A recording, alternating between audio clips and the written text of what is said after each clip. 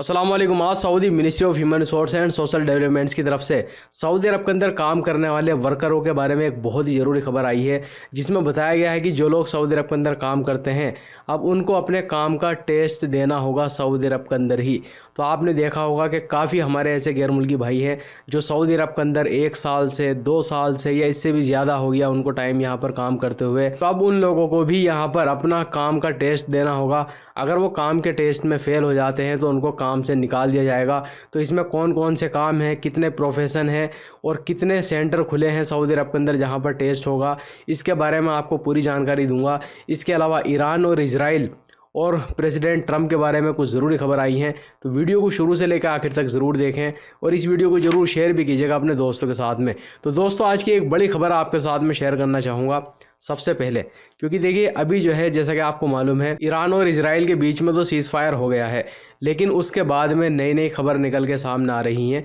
जैसा कि आप यहाँ पर देख सकते हैं, जिसमें बताया गया है कि जो अमेरिका के टीवी चैनल हैं, न्यूज़ चैनल हैं और जो अखबार हैं वो ट्रंप की बात को ही झुठला रहे हैं। जैसा कि आपको मालूम है ट्रंप ने जो है बार बार अपने बयान में ये कहा है, बल्कि अमेरिका ने ईरान के अंदर आके जो ईरान की न्यूक्लियर फैसिलिटीज़ हैं वहाँ पर हमला किया था, जिसमें काफ़ी ज़्यादा नुकसान भी हुआ है जो न्यूक्लियर फैसिलिटीज़ हैं, लेकिन पूरी तरह से वो तबाह नहीं हुई हैं। तो जो अमेरिका के न्यूज़पेपर हैं या जो न्यूज़ चैनल हैं वो इसके बारे में लिख रहे हैं कि जो ईरान के अंदर हमला किया है अमेरिका ने, जो स्ट्राइक की है, उससे कुछ भी नुकसान नहीं हुआ है। डोनाल्ड ट्रंप जो बार बार चिल्ला के बोल रहे हैं कि हमने पूरी तरह से जो न्यूक्लियर फैसिलिटीज़ है उसको ख़त्म कर दिया है, नष्ट कर दिया है, ऐसा कुछ भी नहीं है। तो आप यहाँ पर देख सकते हैं खबर में डोनाल्ड ट्रंप ने यहाँ पर बताया कि CNN और जो न्यूयॉर्क टाइम है वो यहाँ पर झूठ बोल रहे हैं। ऐसा कुछ भी नहीं है कि जो न्यूक्लियर फैसिलिटीज़ हैं वो ख़त्म नहीं हुई हैं, बल्कि उन्होंने कहा कि अमेरिका की हिस्ट्री में ये सबसे कामयाब स्ट्राइक मानी जाएगी, क्योंकि इस स्ट्राइक में जो ईरान के अंदर न्यूक्लियर फैसिलिटीज़ हैं उनको पूरी तरह से तबाह कर दिया गया। यानी वो CNN के साथ में और न्यूयॉर्क टाइम के साथ में भी गुस्सा होते हुए नजर आए। इसके अलावा नेतन्याहू ने भी अपनी ऐतिहासिक जीत का ऐलान कर दिया है। उन्होंने बताया कि हमारा जो मकसद था ईरान पर हमला करने का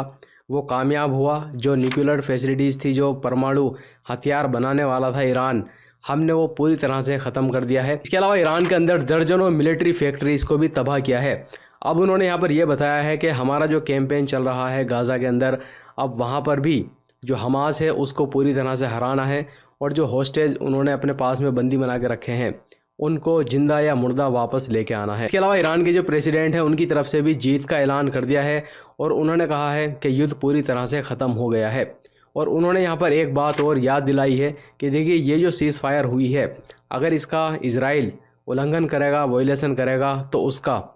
मुंह तोड़ जवाब दिया जाएगा। इसके अलावा दोस्तों यहाँ पर आपको बताना चाहूँगा international atomic energy agency IAEA की तरफ से भी एक रिक्वेस्ट की गई है ईरान से, जिसमें उन्होंने ये कहा है कि वो ईरान के अंदर न्यूक्लियर इंस्पेक्शन करना चाहते हैं, यानी जांच करना चाहते हैं, क्योंकि सीज़ फायर हो गया है। और जैसा कि आपको मालूम है कि बहुत ही भारी हमला किया गया था न्यूक्लियर फैसिलिटीज़ पे, तो वो वहाँ पर चेक करना चाहते हैं कि जो न्यूक्लियर मटेरियल है क्या वो सही है या वहाँ पर जो है रेडिएशन लीक वगैरह हो गई है, यानी सारा कुछ वो चेक करना चाहते हैं। देखिए यहाँ पर उन्होंने ये भी कहा है कि ईरान के जो फॉरेन मिनिस्टर हैं अब्बास अरागची, उनको भी इन्होंने लेटर लिख दिया है और उनसे कहा है कि हमको परमिशन जो है मिलनी चाहिए ताकि हम ईरान के अंदर आके न्यूक्लियर मटेरियल का इंस्पेक्शन कर सकें, जांच वहाँ पर कर सकें। तो देखिए अब यहाँ पर ईरान के ऊपर है, क्या वो इनको परमिशन देंगे अब दोबारा से आने की, चेक करने की, या नहीं देंगे। इसके अलावा दोस्तों एक खबर सऊदी म्यूनसिपलिटीज़ एंड हाउसिंग के जो मिनिस्टर हैं माजिद अल होगेल, उनकी तरफ से आई है, जिसमें उन्होंने ये बताया है कि सऊदी अरब के अंदर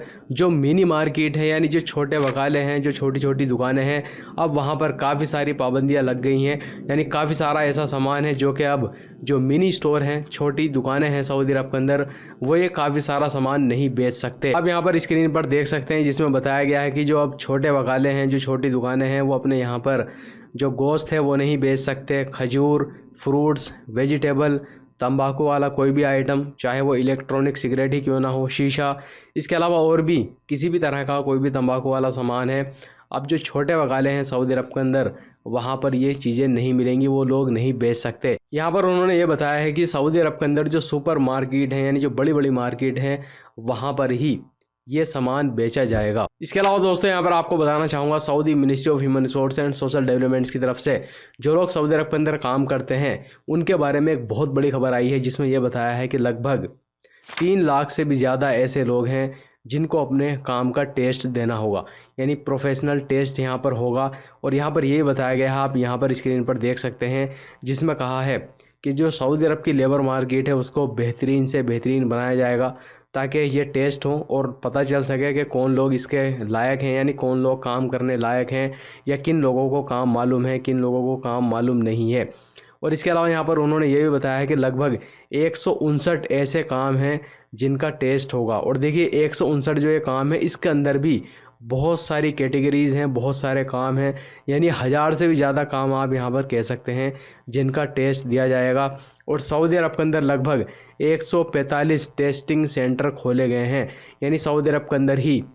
यहाँ पर जो लोग आएंगे काम करने के लिए या पहले से काम कर रहे हैं, यानी सऊदी अरब के अंदर ही प्रैक्टिकली और थ्योरेटिकली यहाँ पर टेस्ट देना होगा। इसके साथ में यहाँ पर यह भी बताया गया है कि दुनिया भर की लगभग 160 कंट्रीज़ में